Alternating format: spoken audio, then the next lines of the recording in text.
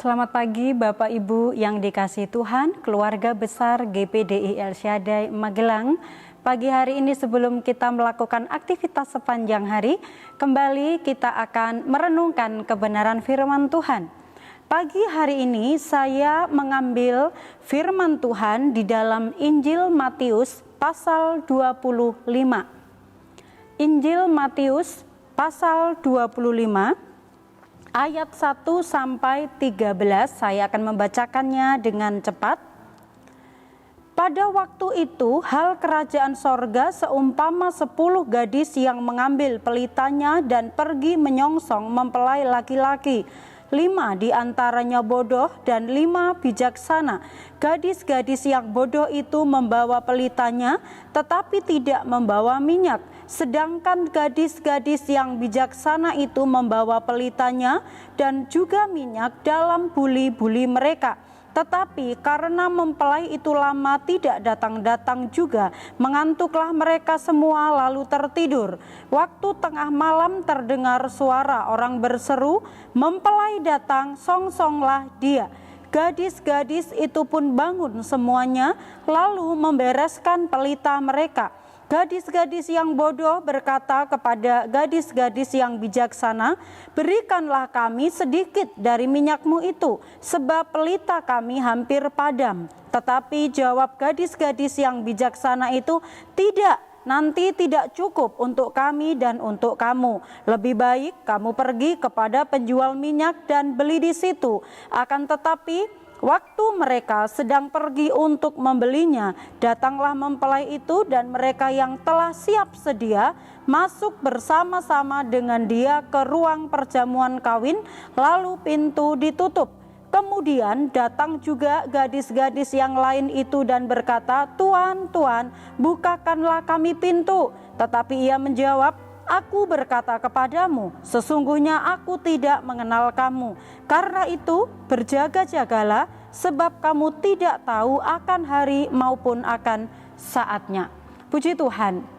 Melalui renungan pada pagi hari ini, Bapak Ibu, kita akan sama-sama belajar bahwa kita sebagai gereja Tuhan, apakah kita termasuk gereja yang bodoh atau gereja yang bijaksana? Pagi hari ini saya memberikan tema firman Tuhan, yaitu bodoh atau bijaksana.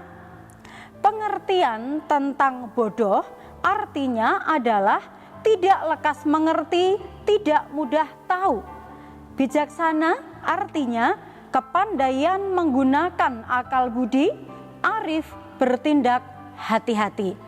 Nah, Bapak Ibu Saudara yang dikasihi oleh Tuhan, jika kita di akhir zaman ini, kita boleh belajar tentang firman Tuhan mengenai 5 gadis bodoh dan 5 gadis bijaksana ini adalah berbicara tentang bagaimanakah anak-anak Tuhan kesiapannya diuji.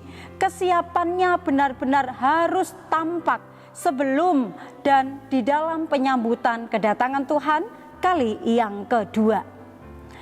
Kita disebut sebagai gereja yang bodoh atau gereja yang bijaksana. Mari kita sama-sama belajar seperti di dalam pembacaan kita pagi hari ini.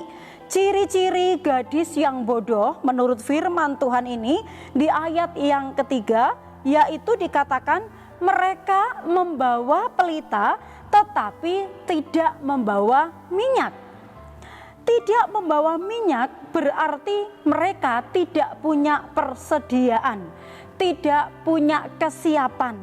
Bandingkan di ayat yang ke-8, di sana dikatakan pelita mereka hampir padam. Artinya apa, Bapak Ibu?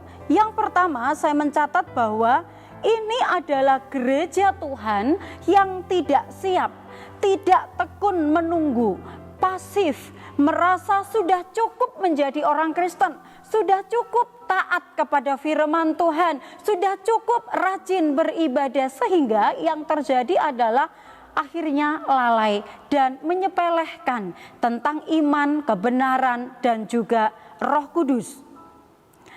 Kita sebagai orang-orang Kristen, kita mau belajar bagaimanakah kita melihat iman kita, pengiringan kita kepada Tuhan bukan hanya sekedar label sebagai orang Kristen, tetapi isi aktivitas kita sebagai orang Kristen itu dapat dilihat, tetapi isinya itu berbicara tentang kehidupan rohani kita yang juga harus punya kesiapan dan kesediaan di dalam menyambut Tuhan ya kali yang kedua. Kemudian arti yang kedua adalah orang Kristen yang mengabaikan iman sejati, kebenaran dan kehadiran Roh Kudus. Dan mereka karena mengabaikan hal itu sehingga tidak siap di dalam menyambut kedatangan Tuhan pada waktu dan saat yang tidak pernah dapat kita duga. Ini adalah merupakan contoh 5 gadis bodoh. Ini juga menjadi sebuah pembelajaran bahwa anak-anak Tuhan, orang Kristen yang mengabaikan iman, orang Kristen yang mengabaikan kebenaran firman Tuhan, acuh tak acuh tentang Roh Kudus, mereka tidak siap menyambut kedatangan Tuhan. Akibatnya apa? Di ayat yang ke-8, 11 sampai 12. Di sana mereka tidak dapat masuk ke pesta perjamuan kawin atau ditolak. Kenapa? Karena mereka tidak memiliki persediaan. Seperti yang dikehendaki Tuhan bahwa kita sebagai orang percaya harus memiliki iman yang teguh, memiliki kesetiaan, tekun di dalam penantian kita kepada Tuhan. Sehingga kita tidak hanya sibuk dengan urusan-urusan dunia, tetapi kita mempersiapkan diri. Kita benar-benar membuat hidup kita berkenan di hadapan Tuhan, menjaga kekudusan, kesalehan di hadapan Tuhan, dan juga pimpinan Roh Kudus setiap hari. Itu yang akan memberikan kita kemampuan dan kekuatan untuk hidup sesuai dengan kehendak Tuhan. Yang kedua, ciri-ciri gadis bijaksana. Ciri-ciri gadis bijaksana di ayat yang keempat. Di ayat yang keempat, mereka membawa pelita dan persediaan minyak dalam buli-buli. Kalau gadis yang bodoh, mereka cuma membawa pelita tetapi tidak membawa persediaan. Tetapi gadis yang bijaksana, mereka membawa pelita sekaligus membawa persediaan minyak dalam buli-buli. Bandingkan di ayat yang ke-9. Kalau kita membaca di ayat yang ke-9 dikatakan begini, tetapi jawab gadis-gadis yang bijaksana itu, tidak, nanti tidak cukup untuk kami dan untuk kamu. Lebih baik kamu pergi kepada penjual minyak dan beli di situ.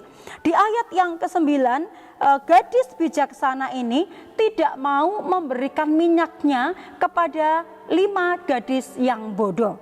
Artinya adalah iman, keselamatan, hubungan kita dengan Kristus itu tidak bisa dibagi dengan orang lain. Atau keselamatan itu bisa nebeng atau bisa numpang. Oh, kalau anak itu mungkin murtad, nakal atau tidak kenal dengan Tuhan, tapi orang tuanya rohani, oh anaknya nanti akan diselamatkan. Tidak. Keselamatan, hubungan dengan Tuhan itu sifatnya pribadi lepas pribadi. Kita membaca di dalam Roma pasal 14. Roma pasal 14 ayat 12. Demikianlah setiap orang di antara kita akan memberi pertanggungan jawab tentang dirinya sendiri kepada Allah. Jadi iman, keselamatan itu dipertanggungjawabkan di hadapan Tuhan, pribadi lepas pribadi. Tidak bisa ditanggung orang lain atau tidak bisa kita meminta kepada orang lain. Tetapi ketaatan pribadi kepada Tuhan itu yang akan menyelamatkan. Yang kedua, artinya adalah orang percaya yang berjaga, siap sedia untuk senantiasa menyambut kedatangan Tuhan kapanpun Tuhan datang. Karena firman Tuhan berkata bahwa kedatangan Tuhan itu tidak pernah ada yang tahu, tidak ada seorang pun yang tahu kecuali Bapa sendiri yang tahu. Oleh sebab itu, bahwa sebagai gereja Tuhan yang bijaksana, kita harus senantiasa siap, senantiasa bersedia kapanpun ketika Tuhan datang kali yang kedua. Jika iman kita tetap di dalam Dia, maka kita layak sebagai gereja Tuhan yang siap dijemput oleh Tuhan. Hasilnya, gadis yang bijaksana karena mereka memiliki kesiapan atau kesediaan. Hasilnya di ayat yang ke-10, mereka siap dan masuk ke perjamuan kawin. Mereka diizinkan masuk, mereka bisa menyaksikan kedatangan mempelai itu. Demikian juga kehidupan rohani kita. Jika kita siap, maka ketika mempelai laki-laki, yaitu Tuhan Yesus Kristus, datang kali yang kedua, maka kita sebagai gadis-gadis yang bijaksana, gereja-gereja yang bijaksana, kita siap menemui Tuhan kita, menemui mempelai laki-laki, yaitu Tuhan Yesus Kristus, untuk menjemput kita yang senantiasa setia dan percaya kepada Dia. Yang harus kita lakukan di dalam kesiapan atau kesediaan kita di ayat Matius 24. Matius 24 ayat 44. Sebab itu hendaklah kamu juga siap sedia, karena Anak Manusia datang pada saat yang tidak kamu duga. Puji Tuhan. Ini kiranya firman akan memberikan sebuah motivasi bagi kita bahwa sebagai orang Kristen tidak boleh santai, tidak boleh mengabaikan hal-hal yang dikehendaki oleh Tuhan. Kesimpulannya di ayat yang ke-13 di dalam Matius 25 ayat yang ke-13 tadi, bahwa karena itu berjaga-jagalah, sebab kamu tidak tahu akan hari maupun akan saatnya. Kesimpulan bagi kita di ayat yang ke-13 ini adalah gereja yang bijaksana adalah gereja yang senantiasa selalu berjaga-jaga dan siap menantikan kedatangan Tuhan kali yang kedua. Puji Tuhan, mari sepanjang hari ini kita tetap taruh firman Tuhan ini, supaya apapun yang kita kerjakan kita tetap ingat bahwa Tuhan ada bersama dengan kita, dan kita pun melakukan apa yang dikehendaki dan disukai oleh Tuhan kita. Puji Tuhan, Tuhan memberkati. Mari kita sama-sama berdoa. Tuhan Yesus, terima kasih untuk penyertaan-Mu, untuk firman-Mu. Pagi hari ini kami boleh kembali mendengarkan. Biarlah kami menjadi gereja-gereja yang bijaksana, senantiasa tekun menantikan Tuhan, dengan kami menjaga kekudusan hidup, dengan kami memiliki kebenaran firman, dan juga pengurapan kuasa Roh Kudus yang senantiasa memimpin kehidupan kami seperti yang dikehendaki oleh Tuhan. Berkati jemaat-jemaat-Mu yang ada di rumah, apapun yang akan dikerjakan sepanjang hari ini, kami percaya Tuhan ada bersama dengan kami. Tuhan memberikan kekuatan, sukacita, dan kemenangan bagi kami semua.